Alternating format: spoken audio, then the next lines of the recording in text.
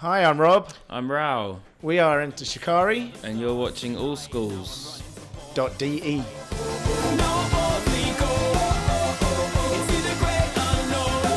So tell me, how was the tour so far? It's the last day of the Germany tour, I think. It's been brilliant. It's been really good, yeah. You could probably tell it's the last day. They were the second last day. We've got one more tomorrow in Italy. So yeah, feeling tired, irritable. I can imagine.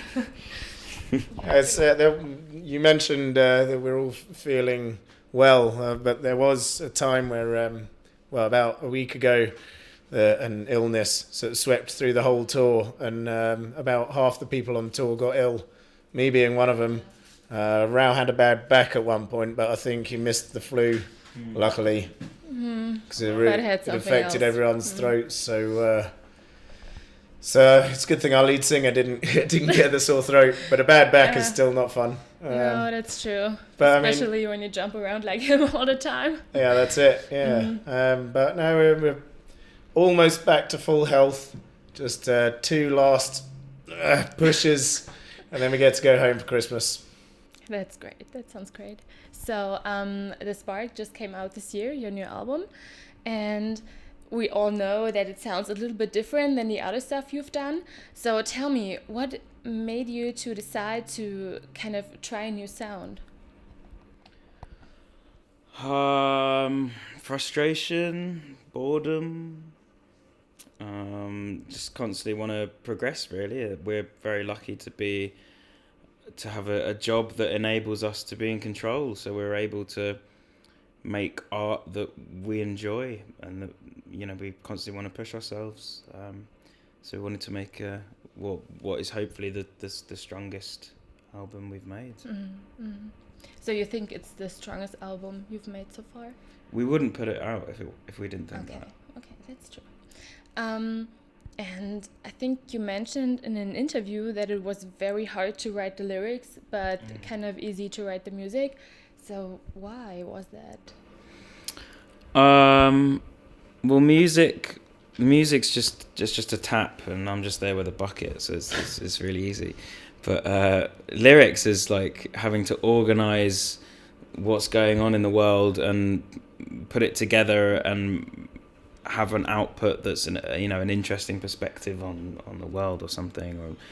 So that's far more difficult. And with everything that's been going on over the last few years, it just felt this very tumultuous period, which seemed to be echoed in my personal life as well. So it was like, just made it very hard to sort of get my bearings and work out what I wanted to say. Okay. And I saw the documentary when you recorded A Flash Flood of Color back then, and there you've been in a haunted house where you recorded some stuff to get natural reverb and stuff like that, or hitting on chairs and stuff like that. And have you done anything similar with this album, like recorded it different or just a normal recording? There was one cool thing in the studio that we were working in a studio in England called Angelic, and in a shed it was in the countryside, in this sort of farmhouse, kind of big country house thing, and in an outhouse, a shed, there's like a huge plate sheet of metal that a lot of them, it had a speaker sort of hooked up to it and a microphone, so it recorded this really strange reverb from it. So a lot of the time, if it was a snare drum or sort of some guitars, I don't think we put any vocals through it, but there was a lot of drums and guitars and stuff that would go shoot through to this room out back somewhere, and it would like reverb off this big metal sheet and record that back in. So that was really interesting. Got some really sort of unique sounds from that, and something we've never done before. I never actually went and saw the sheet. Did you see it? we should have got it to have the footage of it, but oh well. We'll have to go back. Yeah. And on what songs can you hear that with the metal plate? Well, certainly Live Outside There's a set of guitar. It's kind of a kind of fluttery noise in the background. There's just these guitar sort of stabs. I'm sure it's on the snare drum in Revolt of the Atoms, I think. And there's sort of other dotted around in the album. I have to listen more carefully Yeah, listen now. out for it. Yeah.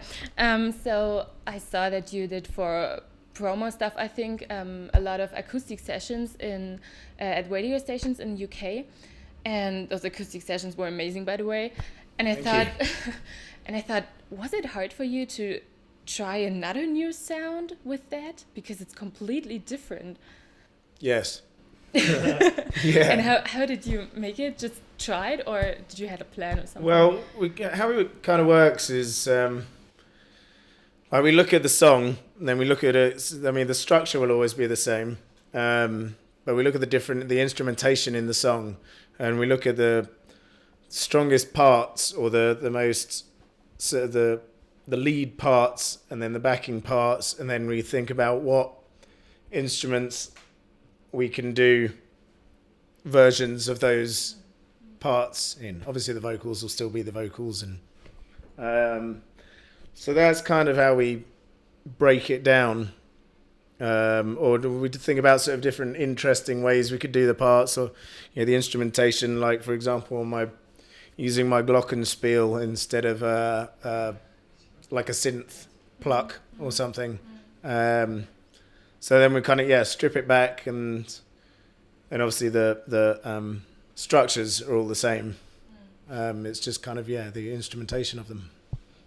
As they're fun, but they take a lot of sort of rethinking the whole the song. I can imagine. Yeah, it sounded very different, and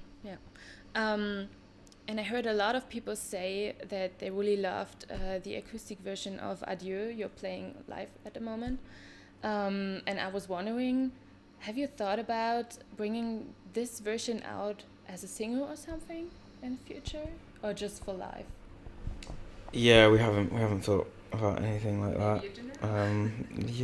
I think the fact that it is just live makes it more special.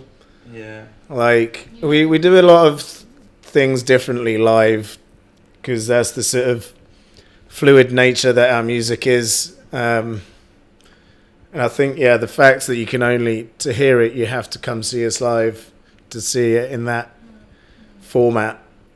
I think, kind of makes it more special. And I mean, you as SHIKARI, you always kind of break boundaries in the music scene, and you put out this quadrophonic sound in the UK, and I think at some German shows as well. So, what is required to do such a sound? Well, I mean, like, technology-wise, not a great deal. It's basically just an extra set of stereo speakers at the back of the hall, so you've got the 4 points. But in terms of programming, a lot of work. It's like a good few months of programming the whole set, basically, to work with 4 outputs instead of just your normal 2. But yeah, it's weird. I mean, there's a few people in the sort of electronica world do it quite a lot, but then other than like Pink Floyd or Roger Waters, no one else really does it. And I can see why, because it's a ball ache, but it's when you hear it and when it works, it's pretty awesome. Amazing. Yeah. Okay. And actually, I've got some questions from friends of mine and fans of yours that sent me some questions. Danny asked, if you could have written any song by any band, which song would that have been? I always think that. I always see it like it's always the simple songs, like the ones that are really simple but really effective. So it's like, I could have written that. Why didn't I write that? God, that's so annoying. You try to think of a senseless song. Yeah, I mean, there's one Calvin Harris one that, I mean, I'm not a massive Calvin Harris fan, but there's one song that I really like of his, where like it's such a simple melody, but it just works so well, and you just think like, fuck, I wish I'd written that. Like, why didn't I think of that first? I'm sorry, I can't think of the specific song. I can't remember the name of it, but is there any that you would? Well, I might go like the sort of opposite route. Like, one of my favorite composers is Igor Stravinsky, and he has one of his biggest works is The Rite of Spring, and I'd love to have composed that just to be in his headspace, because it's just insane. Like, it's crazy music. So yeah. Probably don't want to have been in his headspace when he was. And Sky wants to know how many instruments you can play.